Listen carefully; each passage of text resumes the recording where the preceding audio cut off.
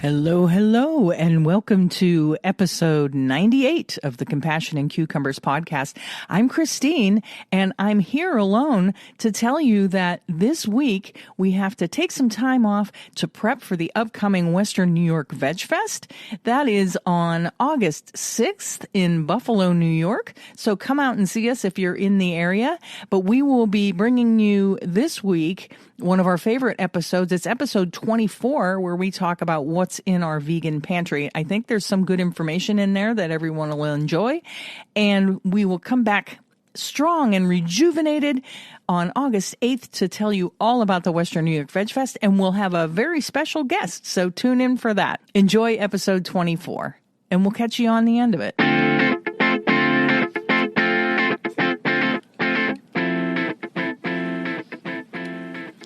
Hello, and welcome to episode 24 of the Compassion and Cucumbers podcast. I'm Christine. And I'm Sam. And this week we are continuing our 2022 Vegan Cookbook Challenge with a recipe out of the book called Power Plates by Gina Hamshaw of the Full Helping blog. Yes. Yes. And so this recipe was a bowl, and we love bowls. Love bowls.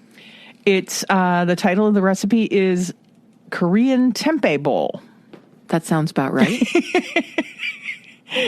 There was a dramatic pause there. Well, because I thought you said that the title of the book was Korean Tempeh Plate. No, the title of the recipe. No, I got that. Korean Tempeh Bowl. And this is, I didn't have a couple of things. Well, that's okay. Number one, kimchi. We didn't have any kimchi. So I made it without kimchi. Mm-hmm. It would have been probably more Korean tasting had we had kimchi. Oh, well, certainly. I mean, yeah. I think kimchi would give it a singular Korean flavor profile. Yeah. For sure. But I think it's okay that we didn't have that. It was delicious. It was a delicious meal. Yeah. It had carrots and zucchini and broccoli and rice, short grain brown rice. Yeah. And tempeh, of course. With some tamari and some ginger and some garlic and all kinds of wonderful spices. That was probably my favorite element, was just the spiciness of it. I loved it, getting a hit of the fresh ginger every now and again. Yeah. Yeah. And then I just thought that was great. Yeah, and then we topped it with a suggested topping was peanuts, and I made sriracha mayo. Which was beautiful. Yeah. Yeah, it turned out really well. And green onions as well. Yeah, and then topped with green onions. Yeah. Yeah. I like this recipe. Oh, I do too. I would probably make this again. This is definitely one that I hope you'll make again, and also I'm really glad that you're delving into that book. Yeah, I think you gave me this book for Christmas. I did. There's a telltale piece of tape with just a hint of some Christmas wrapping on the back of the book. Then that was probably a Christmas gift, not this past Christmas, but the Christmas before. Yeah. Yeah. And I know that you gave it to me because when you wrap gifts, you will often tape the gift wrap to the actual gift. This is true. To make sure that your gift wrap is super tight. Yes, this is true. Yeah. I do that. Yeah. So, so this book, name of the book again is Power Plates. I just want to talk a little bit about the author, Gina Hamshaw. She has a blog, a food blog, the Full Helping blog is called. She has 2 cookbooks, actually, I believe. No, I'm sorry. She has 3 cookbooks. She has this particular book, Power Plates. She has another one called Food 52 Vegan. And then she has a third book called Choosing Raw. She is a ethical vegan and a registered dietitian with many years of nutritional counseling. Yeah. And so I checked out her blog. It's really nice. It's a really nice blog. Awesome. Yeah. So if you want to check out her blog. Oh, I will definitely check out her blog. And you out there want to check out her blog. The Full Helping blog. The Full Helping blog. She's also on Instagram. I found her on Instagram. Followed her there. Cool. Yeah. She's got lots of great recipes on the blog. Oh, well, I mean. Yeah. And she also does vegan coaching, vegan nutrition coaching, which is cool. Yeah. That's great. Yeah. No, So but this was an outstanding meal. It was absolutely wonderful. And Christine made this like the day after she made the ramen, so I was feeling incredibly spoiled there for a couple of days. Yeah, like, oh my God. Sometimes I get on a roll and it's like, I feel inspired to continue cooking out of the cookbook. So I'm like, well, it doesn't matter if I make another recipe out of a cookbook. We can use that one That's right. next week or Absolutely. whatever. I'll just have another one under my belt. Mm-hmm. But yeah, sometimes I just like feel like I'm on a roll. So Yeah. I don't want to stop. But yeah, so to have that beautiful ramen one night and then this Korean tempeh bowl the next night, I was just spoiled. You are spoiled. I am. So yeah, check out that book. It's got a lot of great recipes in it. And they're all bowls. Yeah. And we just love bowls. We do. I mean, if we can get the entirety of our meal kind of all mixed together in one serving dish. Yeah, it's there's 100 recipes, 100 nutritionally balanced one dish vegan meals. Bring them on. Yeah. So I really do hope that you continue making recipes from that book because, I mean, from the inaugural recipe, they're outstanding. Yeah, and I would like to try again with the kimchi. Yeah. Because that's a really specific flavor profile. Oh, absolutely. That I think would totally elevate the recipe. I agree. So, yeah, I'm sorry I didn't have that. So also we didn't have the bean sprouts that it called for. Well, no, that was an option. And you know how I am with topping it with bean sprouts. That was an option, and we were out of bean sprouts. But bean sprouts are the best. So. Yeah, but I try to keep it sustainable. I try to pick recipes that have things that we already have on hand, so that I'm not going out and spending a ton of money on groceries just for the recipe. Of course. So I'm with you. Yeah. So, that's our recipe of this week. And then I thought this week, it might be fun to talk about, since we're talking about food, I thought it might be fun to talk about some of the vegan staples that we try to keep in the house at all times. Yeah. To making meals out of cookbooks or even meals, on the fly or off the cuff, it's simpler because you have the staples that you need. Absolutely. So I made a little list. Y'all know how I like lists. You love lists. Yep. You just love the lists. So yeah, these are just things that we like to keep in our pantry so that we always have them on hand. I'll start with beans. Beans. Yeah. Always try to keep some canned beans. Mm-hmm. I also have some dry beans. You know what? I honestly haven't gotten around to using the dry beans that I have just because of convenience. I usually use canned.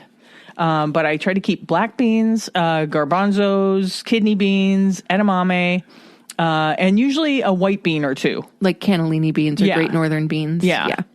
Because they're good for like creamy things. They're also really great in soups. They're good in pasta, too. Yes, they are. Yes. People don't often think about beans in pasta. But beans in pasta. Yeah, white beans in pasta is really quite beautiful. Yeah, it's a good textural combination. Yeah, it is. Also, grains we keep. Tons of grains. We always keep on hand brown rice, basmati or jasmine rice, lentils, quinoa. Lentils aren't a grain. Right, lentils are not a grain. Beans. Put lentils back in the legume category. Yes. And barley. And these things are pretty inexpensive. Yes. And especially if you buy them bulk, which is what I try to do. Yep, absolutely. We try to buy bulk. And I mean, I'm particularly a fan of barley. I absolutely love it. I know. So let's have a bowl with barley. Okay. Barley bowl coming up. Thank you. Pastas. I keep some pastas on hand. Spaghetti, always try to have just some regular thin spaghetti on hand. I like wheat pastas. Yeah, generally I prefer the whole wheat pastas as well to white pastas. I think they're more flavorful. I think they have a better texture. I think the only time that I want a white pasta is when I make rigatoni. I like a white pasta for rigatoni for some reason. I can go with that. So we try and keep on hand spaghetti, rigatoni, some lasagna noodles if I want to make a quick lasagna, elbow macaroni or ziti, and farfalle. I like farfalle is good for salads and stuff. Yeah. So we'll use a lot more farfalle in the summer. When it gets a little warmer. Yeah. And we also try to keep on hand at least one variety of Asian noodle. Either soba noodles or ramen or udon are the three most common. Yeah, I forgot to write that, and then you reminded me, and I put it off in my margin here, and then I forgot to talk about it. Yeah. Yeah, soba noodles or ramen or some sort of Asian noodle. Because we do tend to do a lot of Asian-themed meals. Like so bowls having and stuff. Like bowls. Again, back to bowls. Bowls are life. They really kind of are. Yeah. Yeah. Let's see, moving on. Root vegetables, especially this time of year. Yeah. I always keep sweet potatoes, regular, like a white potato or a russet potato, onions, and garlic. And I usually try to keep both like yellow onions or sweet onions, or yellow and sweet onions, and red onions. Because red onions are good if you want like a raw factor, if you're making tacos or something like that. Yeah, definitely. Yeah. And keep them in a dark-ish, cool, dry place. Mm-hmm. And they'll keep a little longer. What else? Other canned goods besides beans, I like to keep canned tomato. Yeah. Either whole tomato or diced tomato or crushed or all three. Because they come in handy. Absolutely. If you want to make a quick sauce or something like that. Yep. Or just want to add tomato to a dish, and you don't have fresh tomatoes, and tomatoes aren't in season right now. So the tomatoes you're buying in the store, they're barely tomatoes. They look like tomatoes, but they're not very tomatoey tasting. No, and they won't be for a few more months. Yeah. So and the canned tomatoes, I mean, they're canned fresh, so you're going to get a more fresh tomatoey taste out of a canned tomato than you will a hothouse tomato this time of year. So for sure. At least in our part of the country. We can't get fresh tomatoes right now. We also tend to keep olives on hand. That was next on the list. One of the cans? Yeah. Okay, yep. Olives. Canned food, olives. Tomato paste. And we do keep some canned soups for those nights when we don't feel like cooking. Yeah, absolutely. And I'm a big fan of a good soup. Whether it's homemade or canned, I just absolutely love it. I recently made, Sam was a little under the weather with a cold, and I made a vegetable soup. Which was so good. With some noodles in it. And noodle vegetable soup. Yep. It did turn out pretty well. It did. Lots of kale. And I put kale and stuff. Soup is good when you're not feeling well. Get all those vitamins. We like the Upton's Love soups. Upton soups. Usually I would say we like the Amy soups, but we are currently boycotting Amy, and you should too. Right. Amy's Kitchen, not just Amy. Right. Not personally. We're not personally boycotting Amy. No. We've never met her. She could be a delightful human being. I'm not sure that there even is an Amy. But you should really consider boycotting Amy's Kitchen right now, because there's a conflict with they're not treating their employees very well right now.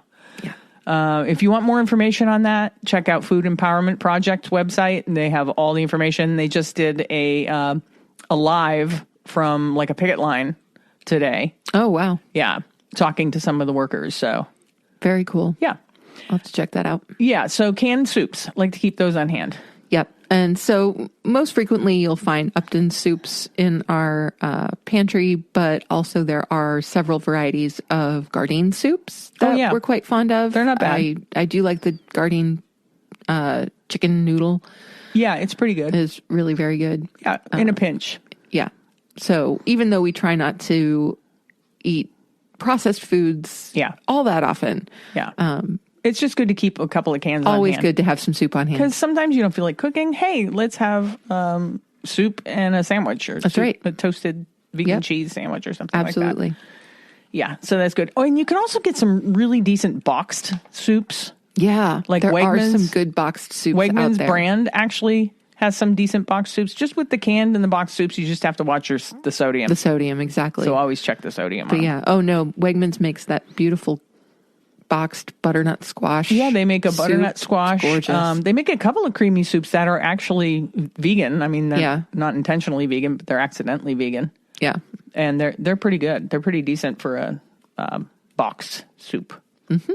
Also I usually keep a couple containers of veggie stock. Yes. Yeah. Vegetable stock. And also we tend to keep on hand Trader Joe's miso ginger broth. Yeah, that's good stuff. My personal favorite base for just about anything. Yeah. We steam dumplings in it. We will use it as a base for stir fry. We'll, use it as the broth of a Asian themed soup, that kind of thing. It's amazing stuff. Yeah. It's good to keep on hand. And we just got turned on to that like last year. I don't know. Did they always carry that, or I don't know. We just never saw it. Just had been unaware of it beforehand, but I just know that there was one day we were walking down that one aisle and I was like, oh my gosh, miso ginger broth? Are you kidding me? And it's really inexpensive. It's inexpensive and it is so flavorful. Yeah, and then I also keep on hand bouillons. Mm-hmm. So if you don't have stock on hand, you can make your own. Right. I keep some better than bouillon, and I have a couple of other ones. I'm not even sure what the brand are. Just vegan chicken bouillon and vegan beef bouillon. Mm-hmm. Those are good to keep because they're shelf stable and all that jazz. Actually, I think it depends on what type you get. The powdered ones, of course, are shelf stable. The one better than bouillon that I have does need refrigerated. Mm-hmm. It needs to be refrigerated. But we keep those on hand. Tortillas. I always keep tortillas on hand. And Sam laughs at me. I do laugh because at you. It's kind of like the thing with the shredded vegan cheese. At one point, we had like 12 packages of shredded vegan cheese or something, some inordinate number. Because I'm at the store and I'm like, do we have? I'll just get another one. Christine has a habit of not checking the fridge before she goes grocery sometimes shopping. I don't. And I used to do the same thing with tortillas. And I'd be like, I don't know, do we have tortillas? And at one point we had like 6 things of tortillas. The answer to the question, do we have tortillas, is always yes. Yes, but do we have the right tortillas or enough of the tortillas? Because, they come in different sizes for different applications. Yes, I totally get it. Yeah, but at the same time, you do tend to go a little overboard on the tortillas. Sometimes, just because I love tortillas. And, you can make a wrap out of anything. True. They're great for like if you have leftovers from some veggie thing that you made. Oh, yeah. Hey, let's, add a little of this, add a little of that and make wraps. Oh, absolutely. I'm not in any way, shape, or form negating the versatility of the tortilla. And I'm also a big fan of tortillas, as you very well know. But it is kind of hysterical that we end up with piles of tortillas in the fridge sometimes. Yeah, sometimes we do. Let's see, tortillas and like flavor enhancers, like tamari, like coconut aminos, soy sauce, sesame oil, liquid smoke. Always try to keep some apple cider vinegar on hand. Sure. Always try to keep like peanut butter, tahini. Mm-hmm. I always try to keep those in stock. Yes. Because if I'm making something and it's like, what flavor profile am I going and for? miso. And miso. We generally have miso paste in the refrigerator. So if you keep these things on hand, it's really easy. Once you get, used to using these things on a regular basis, it's really easy to just whip up. Like tonight, I just made like a stir-fried rice with vegetables and tofu. Mm-hmm. I didn't have to buy anything. I didn't need to look up a recipe or anything. It was just what was coming out of the fridge and the pantry. Yeah. And it was lovely. Thank you. You're very welcome. Thank you for cooking. It's my pleasure. We also always keep nuts and seeds. Oh, how we love nuts and seeds. Yes. What nuts and seeds do we keep on hand, Sam? Okay. Generally speaking, with nuts and seeds, let's start with the seeds first. So there are almost always sunflower seeds and pepitas in our house. I'm a huge fan of sunflower seeds, and Christine is just absolutely bonkers about pepitas. I love pepitas. Yes. And pepitas are pumpkin seeds. Yes, pepita. Yes, pepitas. Also for seeds, we generally speaking will have flax seeds around. We frequently will put flaxseed on top of a salad or on top of a pasta dish just as a little bit of extra flavor and a little bit of extra protein. Little tip for flaxseed. Keep it refrigerated. Yes. Because there's a lot of oil in flaxseed, and that oil can go rancid if you leave it on a shelf somewhere. Yes. So you should definitely be refrigerating your flax seeds. Yeah. And we get whole flax seeds. If we need ground flaxseed, I have a spice grinder. I just toss them in there and grind them. Yes, exactly. And then for nuts, we really haven't met a nut that we don't like. We really haven't. Well, it takes one to know one. It's true. And I think we are both kind of nuts ourselves. We are nuts for nuts. We are. And our nut preferences are actually quite different. Christine tends towards almond and cashews. I tend towards hazelnuts and Brazil nuts. But we tend to keep all of those things in the house as much as possible. Right now, we are in a bit of a nut deficit. On your end, yes. On my end, yes. I have a giant thing of walnuts. I have... Oh, walnuts. Yeah, walnuts are one of the great equalizers. We both love walnuts. Yeah. So we have plenty of walnuts on hand. I always keep raw cashews on hand to make like cashew creams and stuff like that. And then if you want roasted cashews, stick them on a tray and put them in the oven. Simple. Yeah. Peanuts. I always try to keep a jar of peanuts. Pistachios. Yeah, we do have some pistachios. We frequently have pistachios. So yeah, nuts and seeds. They're good to add into salads and stuff for where you need like a textural element, and they're good for you. Absolutely, they're a really great source of healthy fats. Yeah, give a little added protein boost. They're just fantastic. We love them. We do. Yeah. We really do. Like I said, we're nuts for nuts. I think we're just nuts in Can general. you think of anything else that we regularly keep on hand to make our lives simpler? So the only other thing really to consider are some of the refrigerated items that are never out of our fridge. Okay. For very, very long. We're not considering really kind of the extras, like the icing and the candles on the cake. So Right. not anything processed, no actual meat replacers or anything like that. Right. Those are not pantry items that we keep around indefinitely. No. But in our fridge, you will definitely always find tofu, at least one variety of tofu. Yeah. Usually there will be a super firm tofu, a firm tofu, and at least one baked tofu, because we both like the texture of baked tofu for stir fries. You'll also always find tempeh in our fridge. Yep.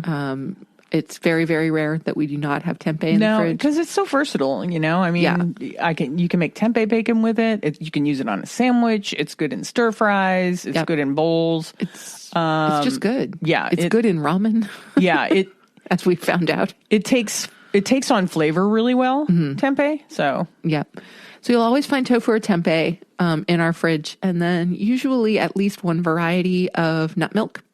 Christine generally drinks cashew milk these days. The only milk I usually use is in my coffee. And I like cashew milk in my coffee. Yep. And I love a really nice turmeric latte, so I like to have those made with coconut milk. So we frequently have coconut milk in the refrigerator as well. Yeah.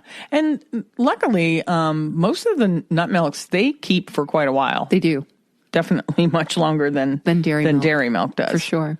So you can have a couple of different varieties and not worry about them going bad on you, Absolutely.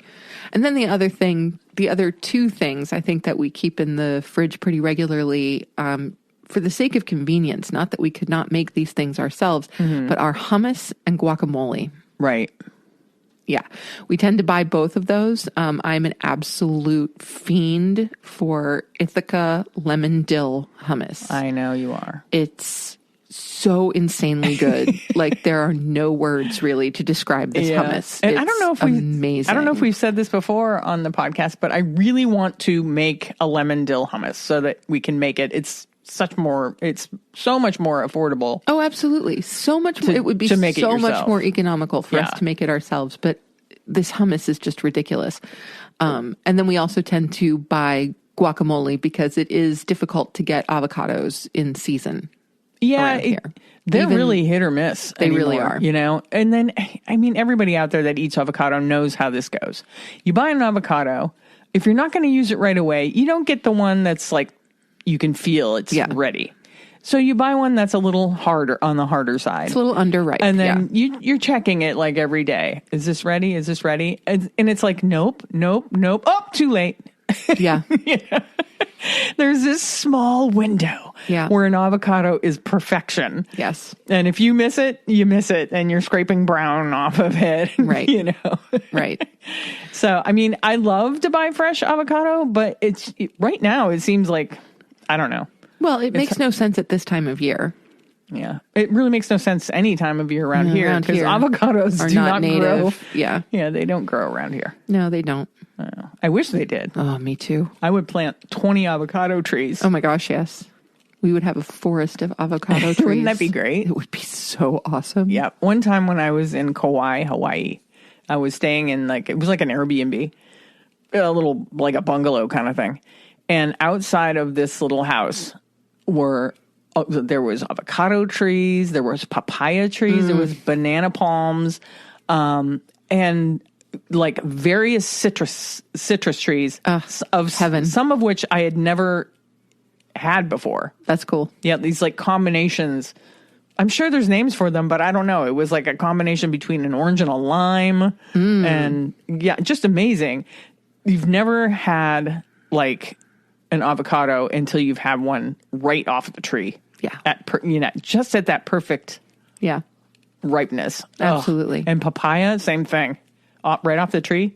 It's amazing. Yes. One thing you might not know about avocado, though, because I don't know if you've been like to an apple orchard where the apples fall on the ground, right? And there's usually bees and stuff like that. Yeah. But with avocados, because of the fat content, they attract flies. So instead of bees. Yes. Oh, interesting. Because of the fat content, it's like it can get kind of bad if you're not picking up the fruit off the ground. Right. So I don't know. I don't know what made me think of that. So in the future, when we have a forest of avocado trees right somewhere, we will know to be sure to pick the fruit up off the ground immediately. Otherwise, you get tons of flies. Or rats. You get rats, too. Oh, And any place that there's palm trees, and there are rats. Yeah, yes. Any of you that have ever lived or stayed anywhere near where there's palm trees, there's palm rats. They live in the trees. And one time, in this same place in Hawaii, I was sitting on this little deck on like a chaise lounge thing, and right behind me was a small palm tree. And I thought I saw a little gecko because, they're everywhere there. Yeah. And I'm like, oh, and I got up because I saw the little tip of a tail. Yeah. And it was a rat. And I'm like, oh my God.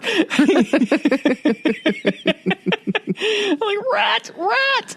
I imagine the rat didn't hurt you, though. No. He crawled back up the tree, and I moved my chair to the other side of the porch. Oh, there you go. Yeah. See, simple. I'm like, I don't want rats falling on me. Live and let live. Yeah. Yes. So I don't know what made me think of that, but I don't either. It's a little story for you. We're just talking about palm trees. Yeah. So those are the staples that we try to keep in the house. I just thought it might be helpful, maybe for some new vegans out there that aren't quite sure. I often see people ask, what should I be buying? What should I be eating? I can't just have salad all the time, And I think when you first go vegan, if you weren't like vegetarian ever before in your life, and you're going really from like a meat and potatoes diet to veganism, it can be a little daunting, intimidating. Yeah, it can be a little intimidating to not know what to buy. Right. And these staples, these are just regular foods. They're not, you don't have to buy vegan beans. Beans are vegan.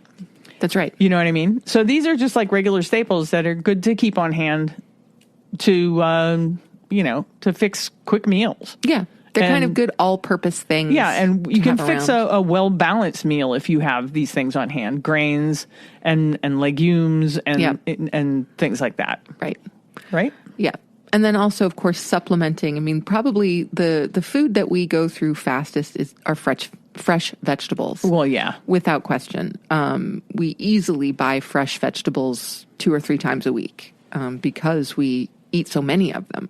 Fresh veg is going to be a staple of most vegans' diets. Right. So, salad greens, cucumbers, radishes, tomatoes, bell peppers, I got to have my bell peppers. Yes, she's crazy for the bell peppers. I mean, almost everything I cook has bell peppers in it. Almost everything.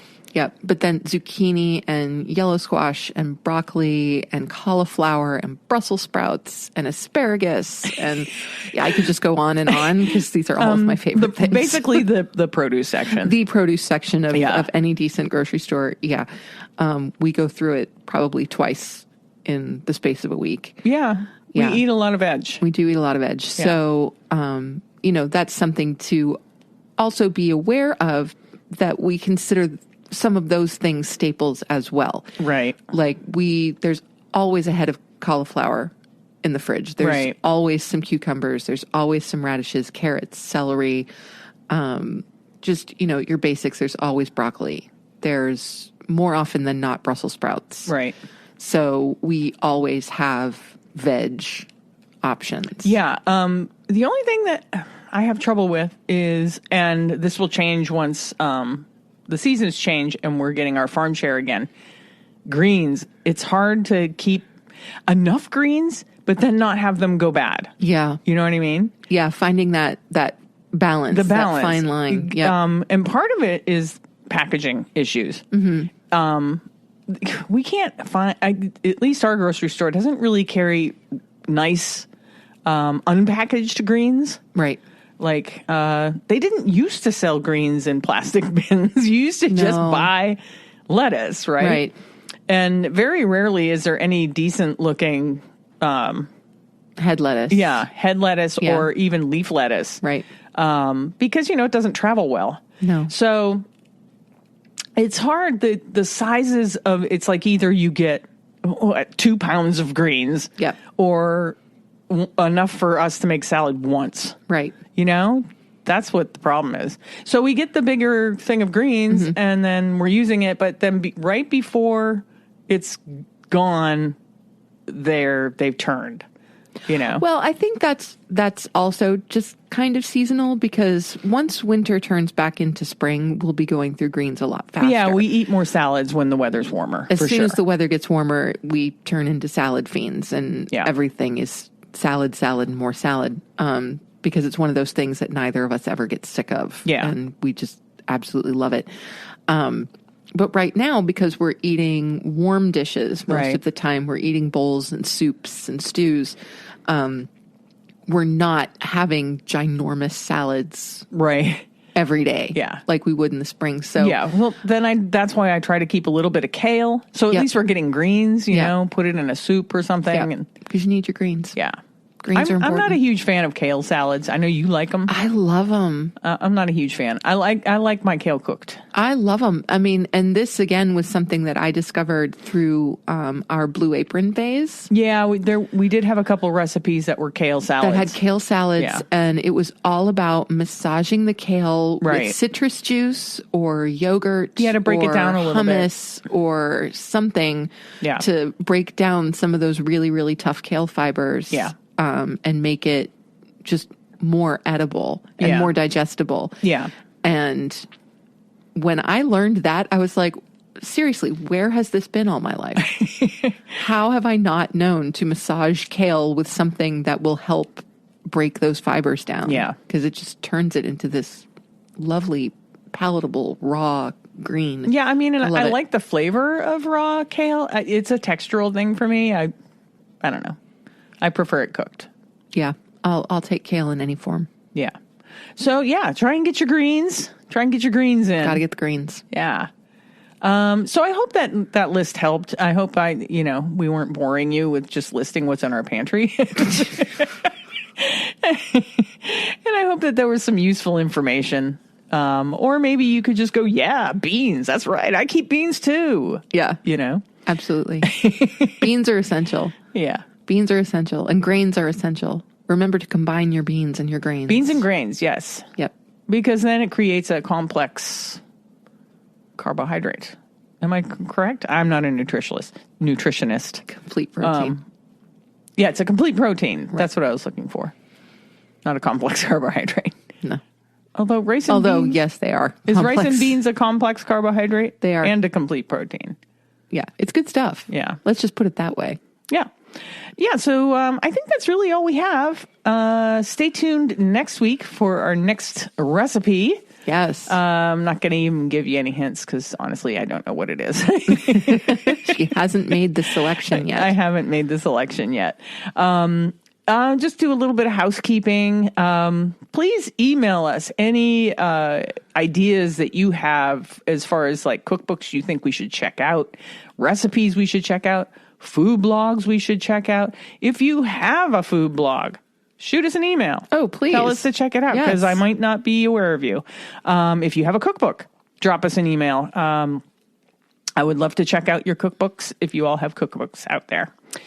What else? Hey, if you listen to our podcast on a platform that allows you to subscribe, please subscribe. Yes. Because that helps our visibility a ton. It certainly does. Yep. We're still holding our fundraiser for Mockingbird Farms Animal Sanctuary on our Buy Me a Coffee site. That's buymeacoffee.com/cucumbers. And we are still looking for that first $50 donor. I know we keep harping on this. I know. I feel like we're begging. Well, I mean, I'm willing to beg. I have no problem with that. It's for a good cause. Yeah. And our first $50 donor, and we're matching all these donations, mind you. Yes. But our first $50 donor will receive a limited edition Compassion and Cucumbers t-shirt. Yes. And a free audiobook copy of Confessions of an Animal Rights Terrorist. Written by Karen Levinson and narrated by yours truly. Yeah. So, check that out. It's buymeacoffee.com/cucumbers.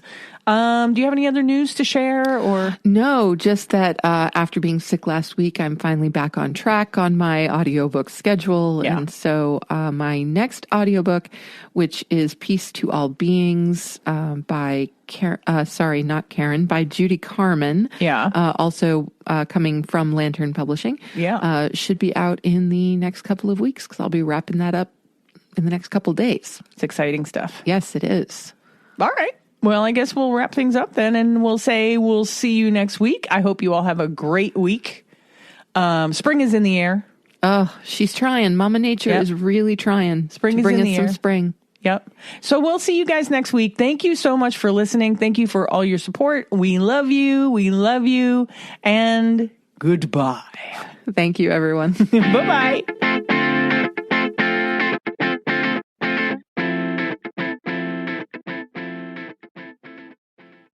Thanks for listening to episode 24 from Back in the Archives. And man, you can really hear how our sound has improved and we've improved as podcasters over the last almost 2 years now. And thank you so much for giving us an opportunity to take some time to prep for Western New York VegFest. We hope to see you all there, and we'll see you back here Tuesday, August 8th, right here on Compassion and Cucumbers Vegan Podcast. Thanks so much. We love you guys.